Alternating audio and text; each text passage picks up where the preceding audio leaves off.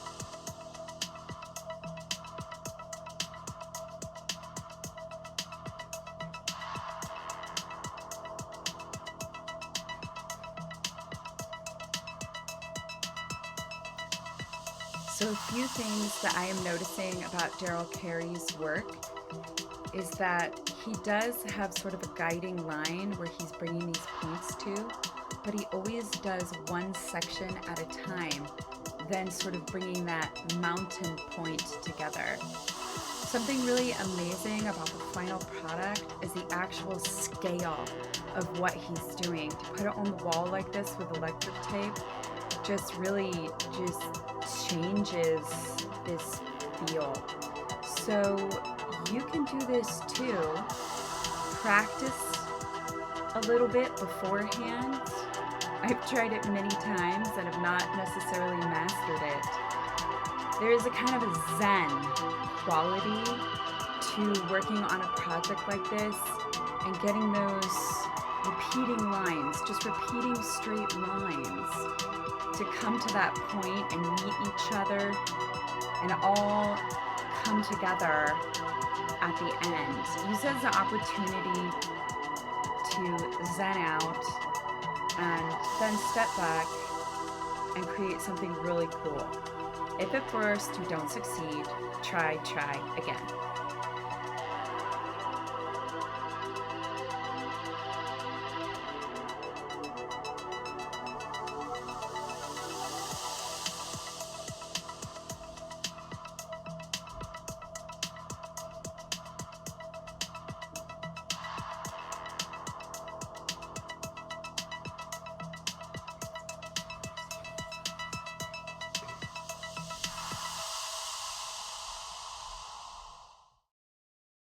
He says our tools are just extensions of our own creativity.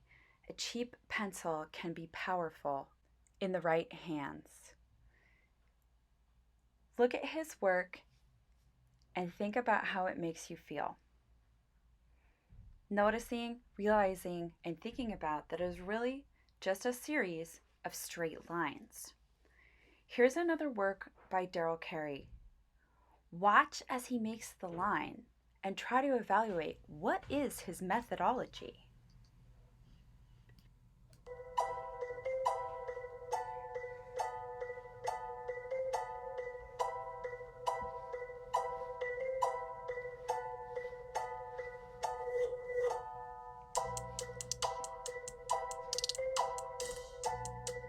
Here is another work by Darel Carey. At this point, he's working in colored electrical tape.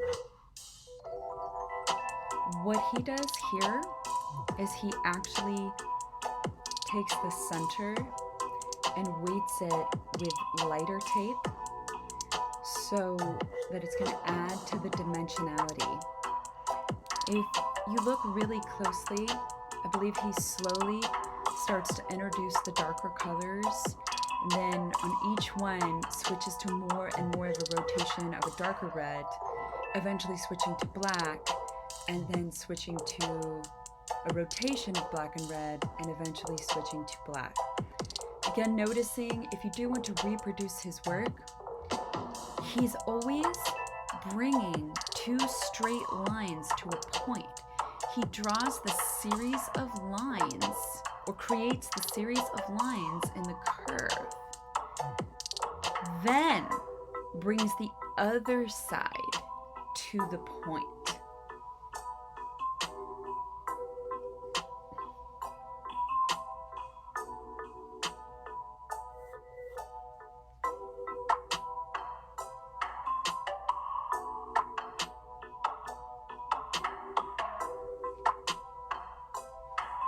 This is definitely something that takes practice. It seems so silly that merely repeating straight lines could be so intense and so engaging. The simplicity of it is both challenging and beautiful.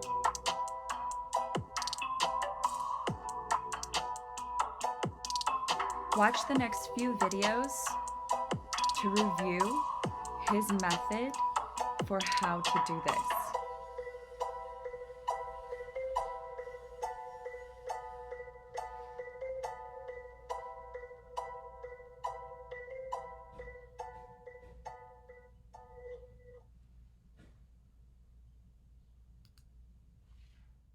Take a moment here and answer this question in the text box. You will answer 2 questions for credit.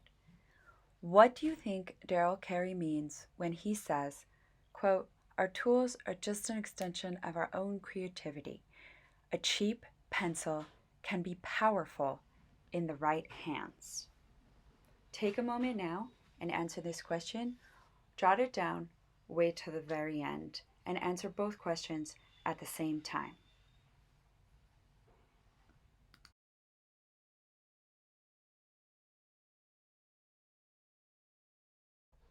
Here are some examples of geometric line art. It is all using straight lines, or what you would think of as regular lines. It can be super simple just by changing barely the direction or the angle. You start to get a feeling of flow and movement. This one feels like it's weaving. The boxes feel like I'm like falling into a spiral. This artwork is by Sergi Delgado. He calls it the Ampersand series. Watch how the lines change just barely in the number 2 to go from thick to thin and go in what's a very regular mathematically planned spiral. And you gotta love right here his go with the flow. And I really want to emphasize this. These lines, you want to go with the flow with your line quality. Here's just a magical piece by Sergi Delgado where it actually becomes a face, but if you look up close, it's just a series of slightly weighted lines, meaning they're just a little bit thicker in areas. Here's artwork by Jelena Donko. She has this great quote. She's of Atoms and Lines on Instagram, and she's got this great quote up by Paul Klee, a really famous artist, which is, "A line is a dot that went for a walk." In this piece, it's a triptych, meaning there are 3 different pieces that are meant to be shown together. It's from the Institute for Human Genetics. The movement from the artwork was translated form of DNS structure, which is a form of like DNA code or RNA code. So in other words, a translated form of the twists of the actual structure of our blood and DNA. Here are some other works by Jenna, and although they use curves, I would argue that the extreme regularity of her works make them geometric. She certainly has to do some pretty mathematical planning out ahead of time to get that uniform flow. This artist, Graz Alstad, is known on Instagram as Of Atoms and Lines. Although her lines are curved, I would argue that they are geometric in nature. Watch as she carefully paints in a regular line, gently holding her brush, slowly looking for a smooth line. Even as she has to go back to dip her brush in the paint, she joins up the edges of that brush, overlapping, making sure there's a nice, smooth transition. The key to op art, to line art, is to get that nice, fluid line quality. Even in drawing, quote, straight lines, end quote, they do not have to be perfect straight lines. As long as they were fluid, they will appear to be regular and geometric. And that's all part of the art of it anyway. In question number 2 in the text box, please answer, how does this artist paint her lines in? Think of some key words you heard during the slideshow. What technique is valuable in drawing line in art? Take a moment now to get credit for checking this lecture out by answering questions number 1 and number 2. Rewind if you need a review or look at the slideshow embedded here. For this project, you're going to work with geometric and organic line. You will start with 5 practice thumbnails using geometric line. Watch the videos on the next page to see 3 different kinds of geometric op art, or fall down the rabbit hole of Pinterest or Instagram and find your very own examples of how to make geometric line art or op art.